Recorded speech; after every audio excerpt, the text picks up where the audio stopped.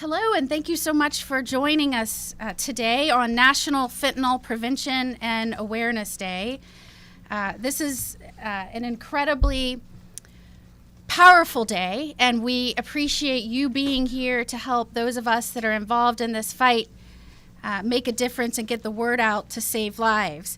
As you can see, I am here with numerous community leaders, national leaders, first responders, and commissioners to spread the word of how Florida is being hit, and particularly this area is being hit by the national fentanyl crisis. You will even hear from a father who tragically lost a son to this devastating drug. It is well known that we are in the midst of a national opioid crisis. Fentanyl is one of the most potent, powerful drugs within the opioid family, and that is flooding into this country at astronomical historical rates. Last year, more than 110,000 Americans died of an overdose, and most of those who died from fentanyl poisoning. We lose thousands of Floridians every year to this deadly drug. We lose 8,411 to opioids, 23 a day. 23 people will die just today from opioids. And among those, most die from fentanyl, 5,700. 15 out of the 23 a day die from fentanyl right here in Florida. We are standing in an area which is the Medical Examiner's District 6, made up of Pinellas and Pasco counties in Florida, which is the hardest hit. According to the recent report, which includes these two counties, Pinellas and Pasco, they had the most fentanyl deaths statewide last year, with 374 fentanyl overdose deaths in just the first 6 months of last year. This area is nearly 100 deaths higher than the next hardest hit area in Jacksonville. We know, and I can tell you as the Attorney General and those standing with me, massive interdiction efforts are underway. We are trying desperately to interdict the supply that is pouring into this state. We are working tirelessly to go after traffickers and peddlers that are seeking to make a profit off of this death and devastation. But the sheer amount of fentanyl in this country and in this state and its potency is having a devastating effect on our families and our children. And I would tell you that some of the folks standing with me today, whether they are emergency workers, firefighters, police chief, health workers, they would tell you it is like fighting back the ocean when it comes to the fentanyl supply in the United States. In April, a traffic stop right nearby here, troopers seized enough fentanyl to kill more than 175,000 people. And to put that in perspective, this is enough to kill every single person in Newport Richey more than 10 times over from one traffic stop. It is nearly impossible to overstate the urgency of this issue. And the latest projection is that by 2025, we could lose more than 165,000 Americans every year to opioids. That's just in 2 years. A few years ago, I was at the Pasco County Courthouse for opening arguments and the trial in one of the most historic opioid litigation cases in this nation's history. Our litigation secured more than $3 billion to help Floridians access treatment caused by the harmful effects of this crisis. And while the money will help us, the most important thing we can do today is sound the alarm. That is why you being here today is so important. It's frightening, but fentanyl is now being found in almost every type of illicit drug. And let me say that again. In case you have historically used illicit drugs, or your children or family members have used them in the past, fentanyl is now being found in almost every single illicit drug. It is being laced into those drugs. And perhaps the most concerning way fentanyl is being used is in counterfeit pills. A recent study by the DEA found that 6 out of every 10 counterfeit pills seized contained fentanyl in a lethal dose. I call these murder pills. They are murder pills. And it's not just adults that are suffering these consequences. Soon you will hear from Families Against Fentanyl founder Jim Rauh, and he will tell you that the fastest growing segment of the population being affected from fentanyl being present and pouring into this country is children aged 5 to 14.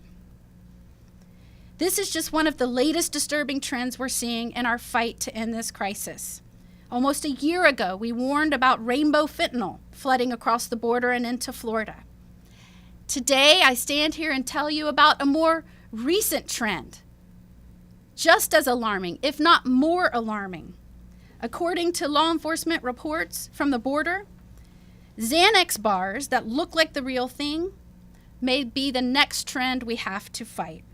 They are even more potent than the pills we've seen marked in the past with Xanax.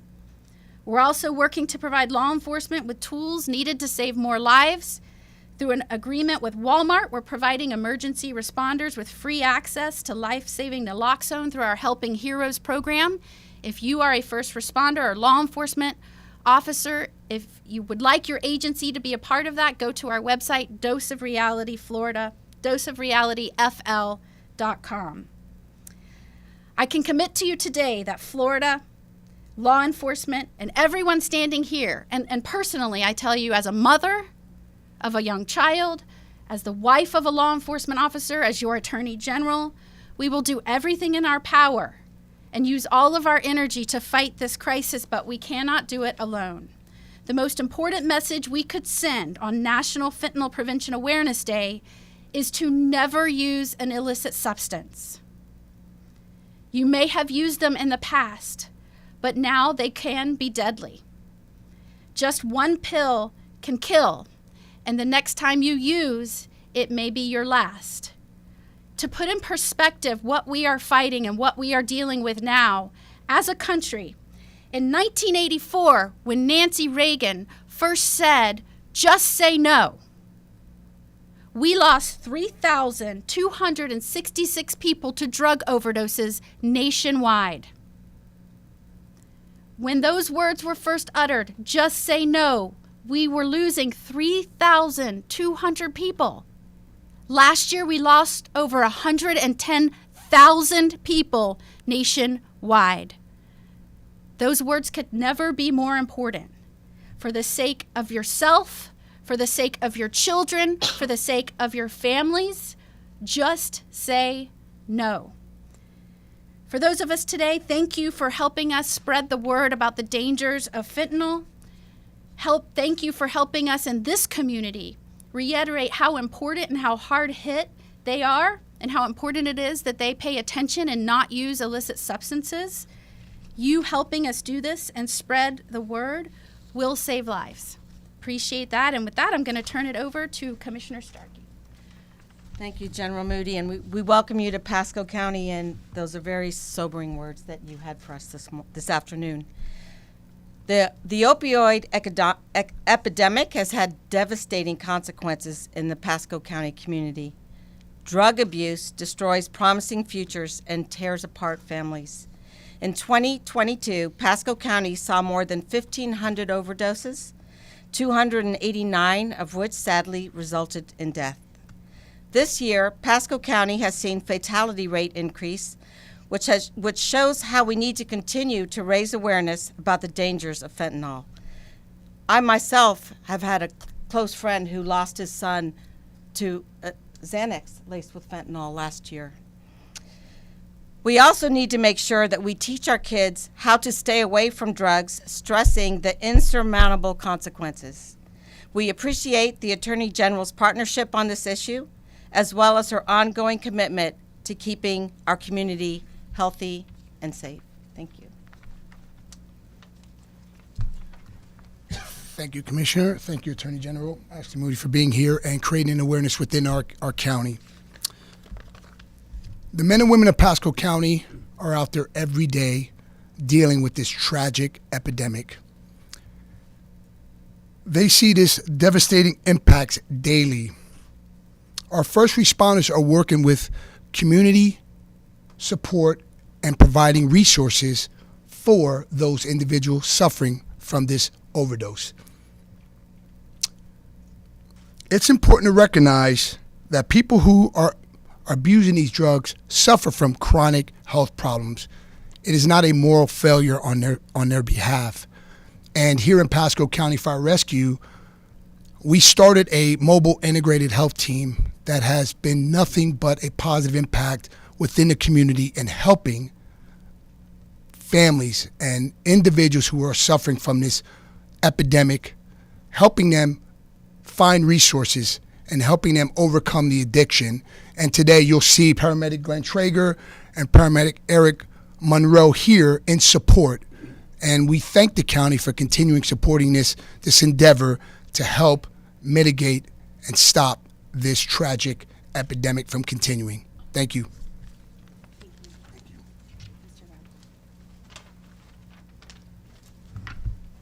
Thank you, Ashley Moody, for having me here. I'm so sorry that I have to be here. My son, Tom, was killed in 2015 with a dose of acetyl fentanyl that would have killed several people. That was traced back to China, and the Zhang drug trafficking organization was indicted in 2018. They were prosecuted at the Ministry of Justice for 3 days, and after 15 minutes of deliberation, they were set free, and our contingent was sent home. Since then, hundreds and hundreds and hundreds of thousands of Americans have been killed in this way, poisoned by fentanyl and its analogs. It's in no way a drug. This is a poison that's being inflicted on the United States purposefully. As far as I know now, the Zhangs are in Mexico making fentanyl alongside with the cartels in mass quantities. The seizures that we're seeing come in are indicative of stockpiling in the United States. We've done the statistics to find that it's the #1 killer of Americans 18 to 45, and that demographic is getting wider very, very quickly. When confronted by the CDC with that statistic, they said at first they would neither confirm nor deny it, and then after additional pressure was put on, they initially caved in and said it's the truth. What's gone on beyond that now is even more horrifying. It's killing babies and children through incidental contact. It's becoming the fastest death rate accelerant for children 5 to 14 years old, and I'm seeing babies and children just by incidental contact being killed. The amount of material coming in the United States, once again, is beyond our ability to cope with. This is inundating us. The seizures are so indicative of stockpiling, we're afraid that this is going to lead to mass casualty events in the general public. We're calling on the government, we're demanding the government designate fentanyl a weapon of mass destruction so that we can use an all-of-government approach that includes our intelligence, our law enforcement, all the different tools that we have in order to shut down the supply of this material. This is not sustainable. So we're looking for real solutions to real problems in time. This can be done. We can sanction their money. We can go after them with every single bit of force that we have. And if we don't, we may face a future of uncertainty where we don't know where is safe. Where is school going to be safe? Are any enclosed environments safe? Are we able to travel safely? Is our food supply safe? These are the places that this material can infiltrate. And we need to stop this, and we need to stop it now. And a WMD response is the type of response that gives them the ability to respond, and it also holds them accountable for responding. So it's not, maybe we'll do it, maybe we won't, maybe we'll get to it, maybe it's just the junkies that are dying. But it's not. It's our kids. And there's no such thing as a junkie. It's just somebody with substance use disorder. They're all worthy people. And we need the government to react and react now. Thank you very much.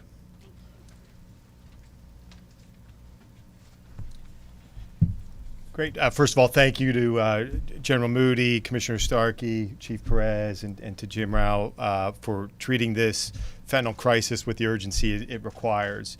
As General Moody said, when you have more than 110,000 people dying and 8,000 Floridians dying in a single year, you know how urgent it is. And all of those lives, while tragic, 2/3 of those roughly are fentanyl related, and so we're seeing an increasing rate of the overall drug deaths and poisonings are actually fentanyl related, and so that shows that this is really an urgency that's needed.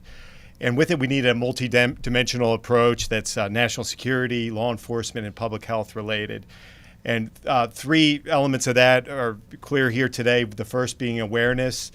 People need to know that any pill can kill, and that, as the general said, fentanyl has infiltrated the whole drug supply. And so many of these deaths are unknown. People are using unknown that they are taking fentanyl and losing their lives from it.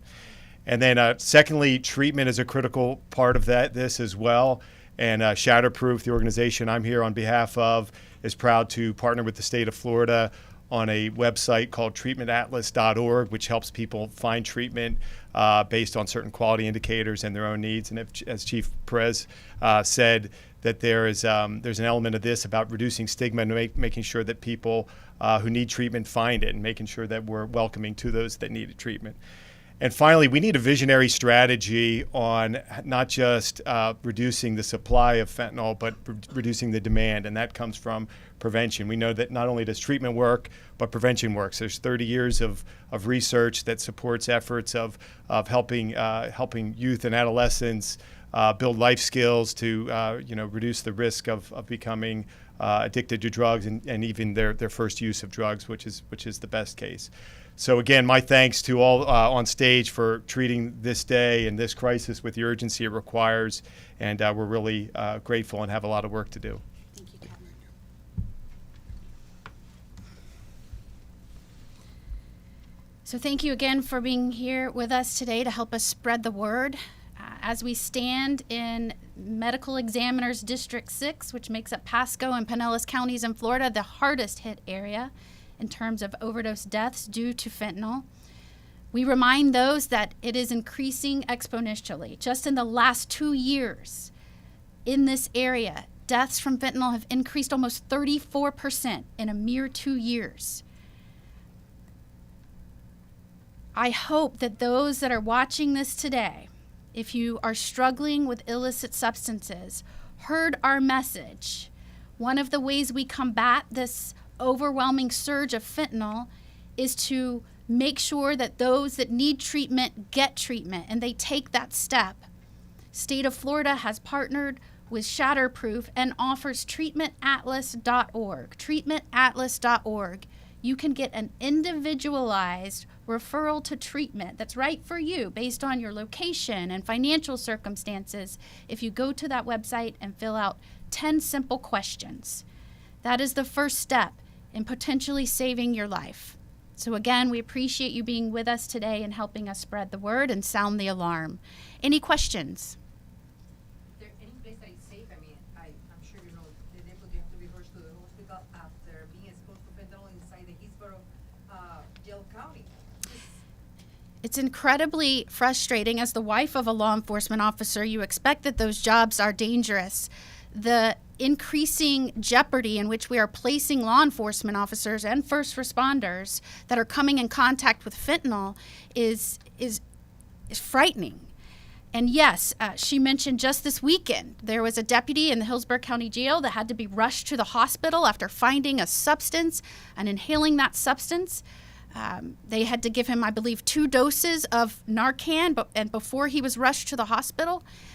Another thing that we're seeing is what Narcan or naloxone used to be effective when warding off an overdose. Now we're having to hit people with multiple doses of this drug to have a chance of bringing them back. And we expect and hope that our first responders can get to people in time.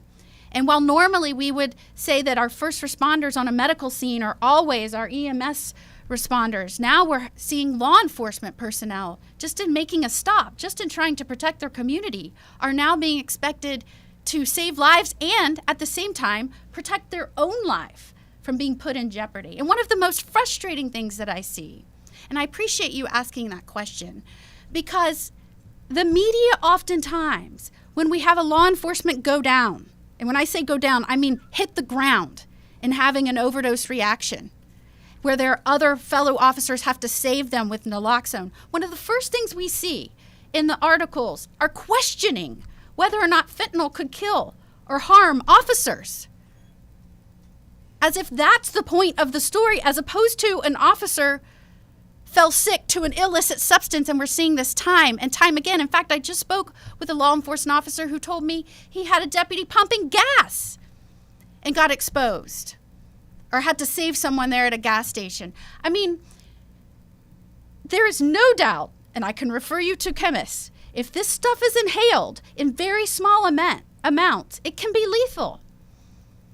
And so let's talk about the real issue that's happening. Let's talk about the fact in 1984, there were 3,200 deaths nationwide due to overdose. And now we have 110,000 people dying every year. Let's talk about the fact that there is a substance that potent that can be dosed in that small of amount, that can go airborne and affect someone lethally. Let's talk about that. Because this is a crisis that we have never faced. Never in the history of the United States of America have we lost this many people to drugs. It is untenable. We will not be able to withstand the increasing deaths if we don't take drastic action, from continuing our fights on the street by the good men and women that sign up to do these jobs, but taking drastic actions to shut down the border and declare this substance a weapon of mass destruction. I've called for that previously. The deaths that we sustain at this point merit that. And the only way we will get to a point where we have a chance of fighting this powerful, overwhelming surge into our country is if people speak out. If we keep talking about the deaths that are affecting our communities nationwide, if we keep talking about the challenges that these men and women face on a daily basis, if we keep talking about the devastating health effects to our families and what's been put on our first responders, that is the only way we will ever start to make progress. That is the only way that our lawmakers or those in Washington will take the steps that need to be taken. And so we appreciate you being here, and I appreciate that very relevant, important question. Are you familiar with the incident that just happened at the Hillsborough County Jail? The deputy was hospitalized after coming into contact with fentanyl. Are you investigating that incident, how it got into the jail? And also, can you talk about the importance of the other deputies having training and the wherewithal to save that officer? Yes, and I'll refer back to my previous answer to the question that asked that. But what you are referring to specifically is that being investigated? Hands down, absolutely. I will guarantee you, if you direct that question to Hillsborough County Sheriff Chad Chronister, who I know has been passionate about protecting his deputies, not only on patrol when making stops and fighting crime on the streets, but within his jails. And in terms of providing tools to law enforcement officers, as you know, that has been a very big priority of mine. Not only have we started and launched a Helping Heroes program, which makes naloxone available to law enforcement statewide. Their agency merely needs to sign up. And as soon as they use a dose, they can go back to a Walmart that's participating and grab another one and be back on the street in no time. It's a very good program. I encourage all agencies to be involved. We have already seen an officer in a particular agency go into the Walmart, get their dose, go out, and within a short amount of time was already saving a life. And so making sure that they have that on hand, are trained, is incredibly important. And so we appreciate you being here and writing about this and helping us spread the word. As you can tell, a lot of people that spoke today have a lot of passion, obviously, about protecting and saving our children and families. Last question, please. All right. Thank you very much.